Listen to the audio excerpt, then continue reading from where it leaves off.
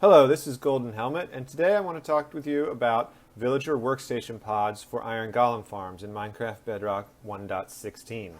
Now you may know that 1.16 introduced new spawning rules for iron golems, where villagers now need to work in order for a village to spawn golems. For iron farms, this means that you need to build workstations into your farms. There are many ways to do this. But what I'm going to talk about here is the concept of a pod. What you see in front of you here on my screen is a villager pod made of leaves. There's 9 leaves here, and inside are 10 villagers clustered together in one block. Now this is a technique that was used in 1.14 for iron farms. I got this from Prowl8413's 1.14 iron farm video.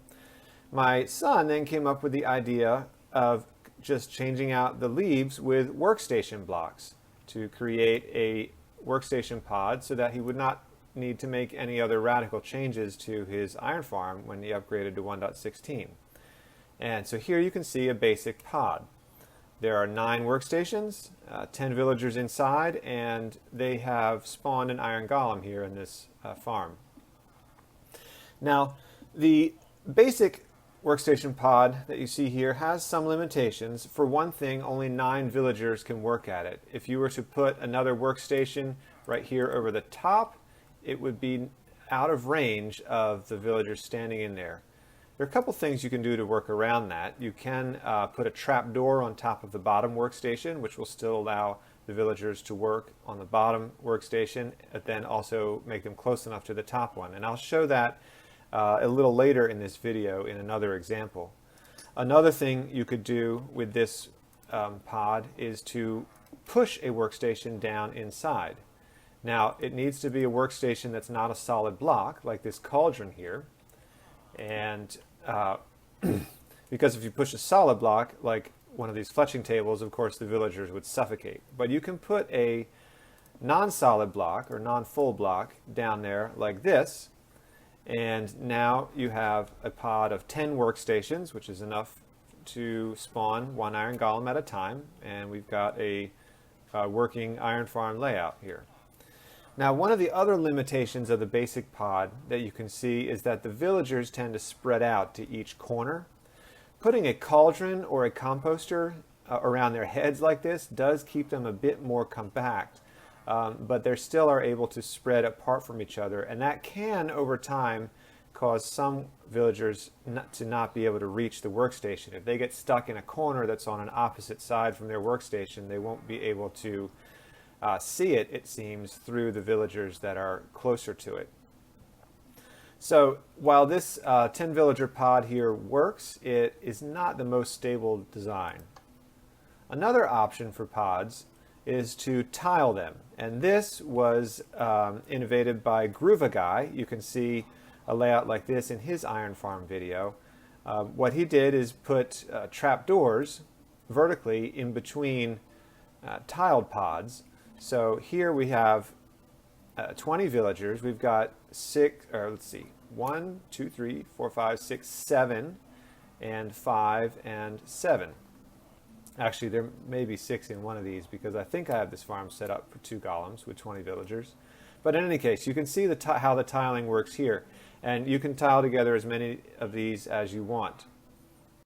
Another way to increase the number of workstations in each tile or in each pod is to replace the bottom workstation with one that is not a full block. So here I have a lectern, which is a little shorter than a full block, and that allows the villagers to see these fletching tables that are diagonally down. So now you can have 3 on each side and 1 on the bottom for 7 in a tile. Now, unfortunately, this is not going to be stable if you try to push the cauldron into their heads and have them stand on a non-full block, because if they are if a villager's inside of 2 non-full blocks, as they are with the fletching table on the bottom and they would be with their head in the cauldron on the top, then they will glitch out when you relog. So you could end up with your villagers spilling out into the farm. We don't want that, but this does give you a different option for setting up the pods. Now in this farm here, I have what I will call a massive pod. This is actually 17 workstations and 20 villagers. So you've got a farm that can spawn 2 golems, and all of the villagers are standing in one space. What we've done here is have them stand on the lectern so that they can see 3 on each side of them. So we've got 3, 6, 9, 12. And then we've used non-full blocks, in this case stone cutters, on the sides so that they can see through those to the diagonal sides. So we've got these extra fletching tables out here on the diagonals. And in this setup, it is safe to push a cauldron into their heads as well, because they have solid block faces on each of the 4 sides of them, so they won't glitch out to the side. In the tileable ones I showed just before this, they can glitch through the trap doors if they are inside of 2 other non-solid blocks. But in this, because the stone cutters have solid sides, they won't glitch out when you relog.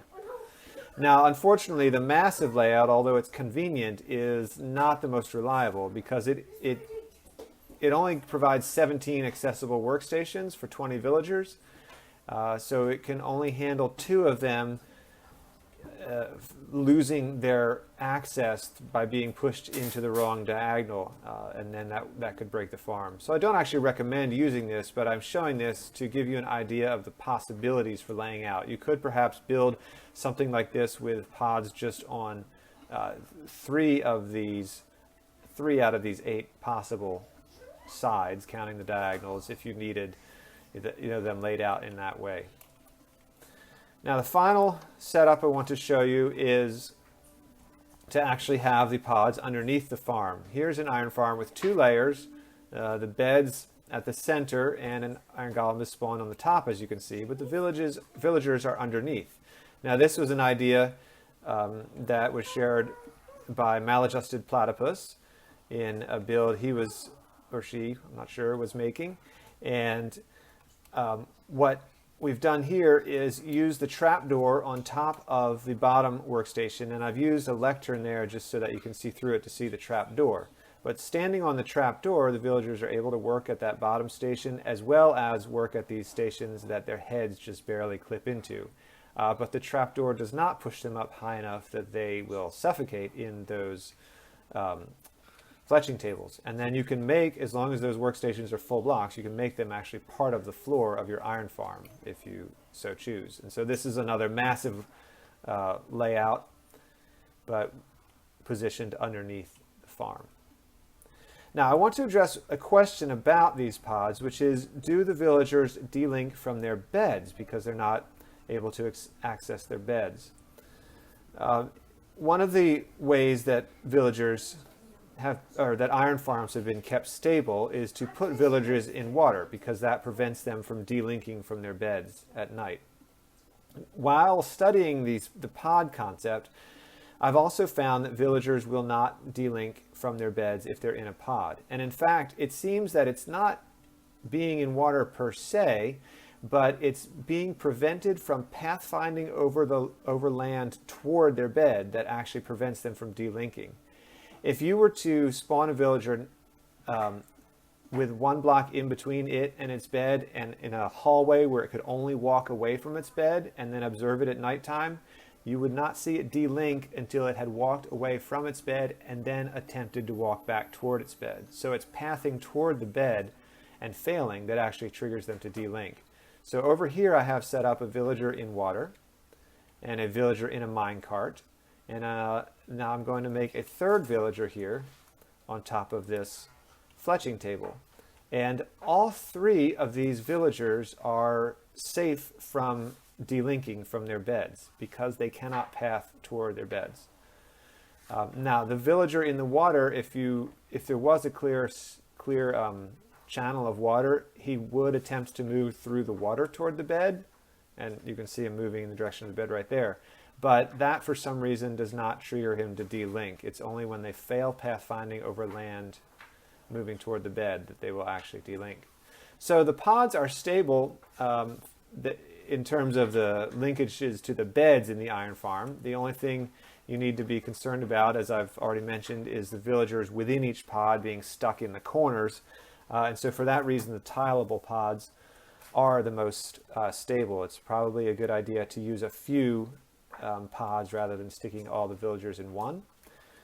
And with that, I'll wish you good luck. Hope that this video has given you some useful information for designing iron farm builds.